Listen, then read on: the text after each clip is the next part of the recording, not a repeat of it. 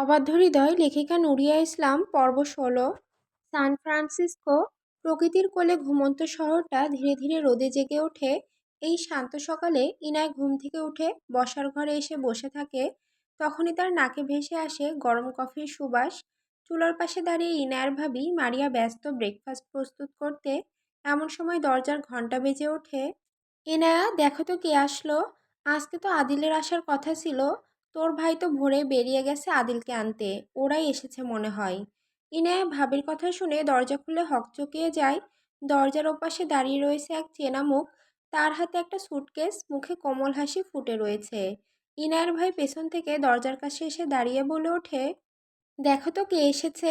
ইনায়া হেসে আদিলের দিকে এগিয়ে বলে ওঠে, ও মাই গড, আদিল তুই আসবি, আমাকে কেউ বলেনি কেন। আদিল ইনায়ার কথা শুনে হেসে বলে ওঠে, কাল রাতে ল্যান্ড করেছি, ভাবলাম তোকে চমকে দিব। আর হ্যাঁ, একটা ভালো খবর আছে। ইনায়া অবাক হয়ে বলে ওঠে, কি খবর। আদিল আবারও ইনায়ার দিকে তাকিয়ে হেসে বলে ওঠে, আমি তোর ইউনিভার্সিটিতেই চান্স পেয়ে গেছি রে, ইউএসসিতে। একসাথে পড়বো ভাবতেই মজা লাগছে। কি বলিস, সত্যি নাকি? আমায় কেউ বলেনি কেন? আমি বলতে নিষেধ করেছিলাম তোকে সারপ্রাইজ দিব বলে। তখনই মারিয়া পিছন দিক থেকে বলে ওঠে, আরে আদিল, কতদিন পর দেখা, একেবারে বড় হয়ে গেছো। আদিল হেসে মারিয়াকে বলে, ভাবি বড় তো হয়েছি, কিন্তু আপনার হাতের নাস্তার স্বাদ এখনো ভুলিনি। আজকে স্পেশাল কিছু আছে তো? মারিয়া হাসতে হাসতে বলে, তোমার জন্য স্পেশাল ব্রেকফাস্ট করেছি, আগে ফ্রেশ হও তারপর খেতে এসো। তাহলে কাল থেকেই ক্যাম্পাসে ট্যুর শুরু। ইউএসসিতে আমার গাইডেন্স ছাড়া এক পাও চলতে পারবি না, বুঝলি? তোর মতো গাইডেন্স থাকলে ভয় কি। আদিলের এই কথাই সবাই হেসে দেয়। মুহূর্তের মধ্যেই শান্ত পরিবেশটা প্রাণবন্ত হয়ে ওঠে। USC campus. এরিক ক্যাম্পাসের ভেতরে বাইকের উপর শুয়ে সিগারেটের ধোঁয়া উড়াচ্ছিল আকাশে। তার চারপাশে তার বন্ধুরা তাকে ঘিরে আড্ডা দিচ্ছে। এমন সময় অ্যারেন হঠাৎ করে এরিককে ডেকে উত্তেজিত গলায় বলে ওঠে, এটা আমি কি দেখছি। দেখ এরিক, তোর বেবি গার্ল একটা ছেলের সাথে হেঁটে যাচ্ছে। কথাটি এরিকের কর্ণপাত হতেই সে দ্রুত বাইক থেকে উঠে পড়ে। চোখ থেকে সানগ্লাস সরিয়ে সামনে দৃষ্টিপাত করে। মুহূর্তের মধ্যেই তার চোয়াল শক্ত হয়ে এলো। ইনায়া একটা ছেলের সাথে কথা বলছে, আর কি নিয়ে যেন তারা হাসছে। ইনায়া তো কখনো তার সঙ্গে সহজভাবে কথা বলেনি, একটিবারও হাসেনি ঠিকভাবে। অথচ আজ একজন অপরিচিত ছেলের সামনে কি অনায়াসে খিলখিল করে হেসে যাচ্ছে। রাগে এরিকের মাথা প্রায় গরম হয়ে ওঠে। এই মুহূর্তে এরিকের ইচ্ছে করছে পুরো ক্যাম্পাসের সামনে ইনায়াকে থাপড়াইতে। ইনায়া এরিককে পাশ কাটিয়ে যেতে নিলে এরিক গম্ভীর কণ্ঠে বলে ওঠে, ইনায়া, স্টপ রাইট দেয়ার। ইনায়া এরিকের কথায় কোনো রকম কর্ণপাত না করে এগিয়ে যায় আদিলের সাথে। ইনায়ার এই অবহেলা এরিকের সহ্য হয় না, তাই তো সে চেঁচিয়ে বলে ওঠে, are you fucking deep, I said stop. Inaya থেমে যায়, পাশে আদিল একটু অস্বস্তিতে পড়ে যায় এরিকের এই রকম আচরণে। এরিক এগিয়ে এসে রেগে বলে ওঠে, হু ইজ দিস গাই। আমাকে কি ধোকা দেওয়ার চেষ্টা করছো নাকি? ভুলেও সেটা করো না, ফল কিন্তু ভালো হবে না। আর নেক্সট টাইম যেন এই হাড্ডিটার সাথে তোমাকে না দেখি। ইনায়া এরিকের চোখে চোখ রেখে ধীর গলায় জবাব দেয়, আপনি কে আমার ব্যক্তিগত জীবনে নাক গলানোর? আমি কার সাথে কথা বলবো, কোথায় যাব, সেটা আমার সিদ্ধান্ত। আপনার এই বাজে হুমকি ধামকি আমার উপর চলবে না এরিক। এরিক রাগে দাঁতে দাঁত চেপে বলে, আমি তোমার সব বেবি গার্ল, তাই আমায় রাগিও না তুমি। তোমার ভালোর জন্যই বলছি, আমার ধৈর্যের সীমা কিন্তু খুব সীমিত।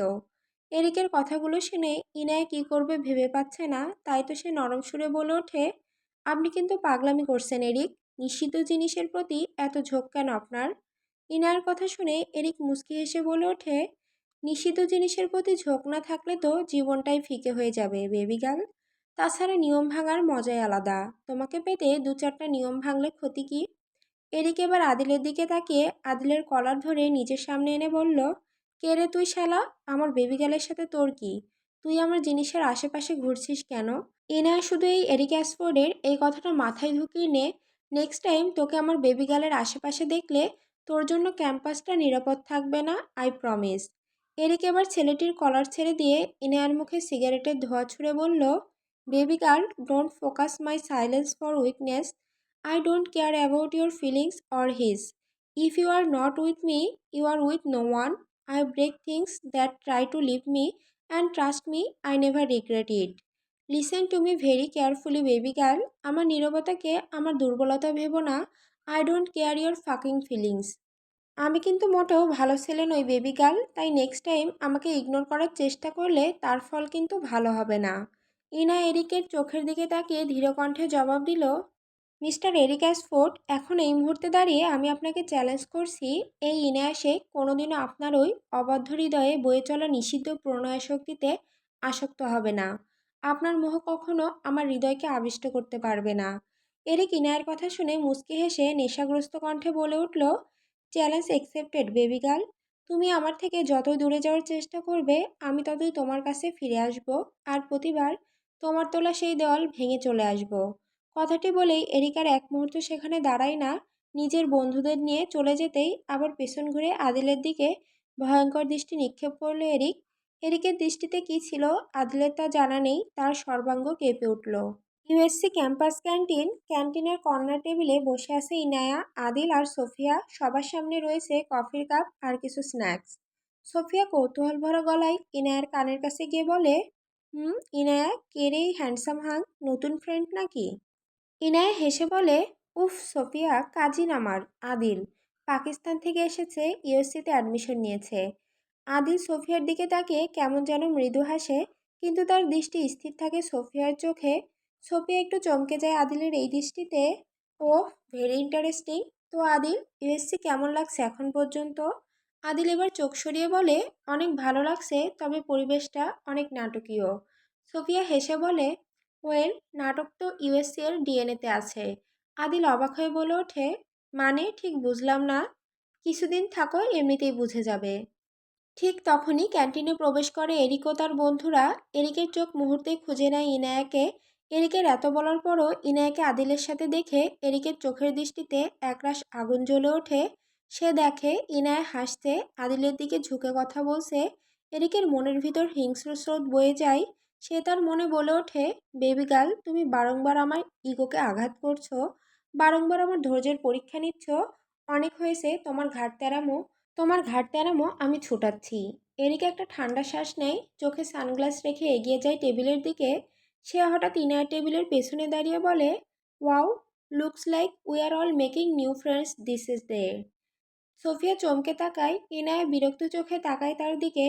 এরিক ইনায়ার দিকে না তাকিয়ে আদিলের দিকে তাকিয়ে বলে, hi there, never seen you around, exchange student or just temporary entertainment. Adil উঠে দাঁড়ায়, শক্তভাবে বলে, that's none of your business and I don't appreciate that tone. Eric ঠোঁটে তাচ্ছিল্যের হাসি ফুটিয়ে বলে, অ্যাটিটিউড? ভালোই, শালা আমায় অ্যাটিটিউড দেখাচ্ছে। এরিকের এরকম ভাবলেশীন কথা শুনে আদিল একটু অস্বস্তিতে পড়ে যায়, কিন্তু সোফিয়া বিষয়টা বুঝতে পারে। এরিক এবার টেবিলে বসে ইনায়ার দিকে তাকিয়ে ঠোঁটে বাঁকা হাসি নিয়ে বলে, তুমি তো দারুণ ব্যস্ত হয়ে পড়েছো আজকাল বেবি গার্ল, তোমার সাথে কথা বলারও সময় পাই না। এখন দেখি নতুন নতুন মানুষও জুটে গেছে পাশে। তবে বন্ধু হোক বা শত্রু, আমার কথা ভুলে গেলে কিন্তু চলবে না। আমি কিন্তু খুব পজিটিভ তোমায় নিয়ে। আর আমার জিনিসের আশেপাশে কেউ ঘোরাঘুরি করুক, এটা আমি একদম পছন্দ করি না। তুমি কি জানো তোমার এই ফ্রেন্ডকে নিয়ে সবাই কত গল্প করছে? তাই বলছি, তুমি যদি আমার কথা না শোনো, তাহলে কিন্তু আমাকেও নিজের আসল রূপে আসতে হবে। আর আমি নিজের আসল রূপে গেলে সেটা কারো জন্যই ভালো হবে না, বিশেষ করে তোমার জন্য। তুমি কি বুঝতে পারছো আমি কি বলতে চাইছি? এরিকের কণ্ঠে ছিল মিশ্র রাগ, কিন্তু চোখে ছিল স্পষ্ট হুমকি। ইনা এরিকের কথায় হেসে বলে ওঠে, আপনি বরং নিজের কাজ নিয়ে ভাবেন এরিক, আমি কার সাথে থাকবো সেটা আমার ব্যাপার। এরিক একটু ঝুঁকে ফিসফিসিয়ে বলে, ঠিক আছে, এরপর তোমার সাথে যা হবে তার জন্য আমাকে দোষ দিও না। আই প্রমিস ফলটা হবে একেবারে special. Just wait and watch baby girl. কথাটি বলেই এরিক ও তার বন্ধুরা দ্রুত গতিতে ক্যাম্পাস ত্যাগ করলো।